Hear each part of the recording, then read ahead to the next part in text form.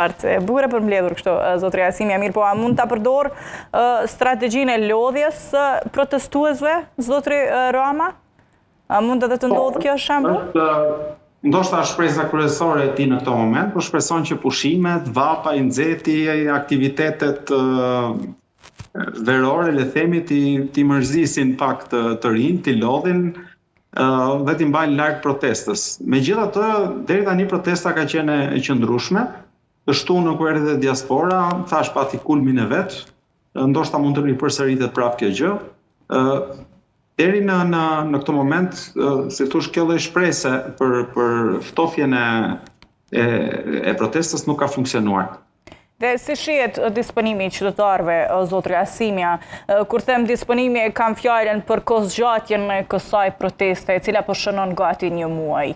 Pra edhe sa mund të vazhdoj, apo qëllimi i tyre është si themi fokusuar, dëshirojnë që të arrijnë që të arrëzojnë qeverinë e udhëhequr nga Rama. Qëllimi i shpallur është ai që thatë edhe ju dhe duket që ka një lloj qëndrueshmërie edhe tek pjesëmarrja në protestë, por natyrisht do të jetë në dorën e organizatorëve, se organizatorët vinë e ikin, shtohen, plotësohen etj, po do të jetë në dorën e pjesëmarrësve dhe vetë organizatorëve në fakt që të ruajnë forcën dhe fuqinë dhe vijshmërinë e opozitës.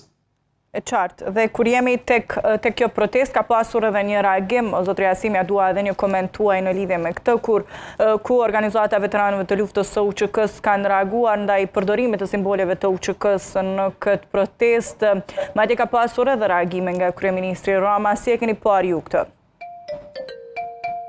Nuk e kam ndjekur me shumë vëmendje këtë rast, kështu që nuk do të guxoja të futesha në një koment të pastudiuar dhe të painformuar. E qartë. Pra, ju e presni që këto protesta do të vazhdojnë edhe për një kohë të gjatë derisa të arrijnë qëllimin e vet, për cilin edhe kanë nisur zotëria Asimja për fund.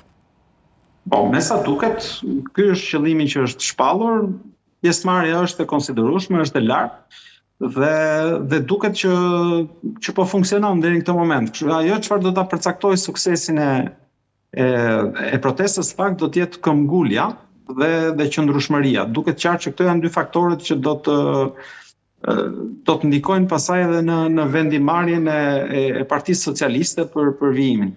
E qartë.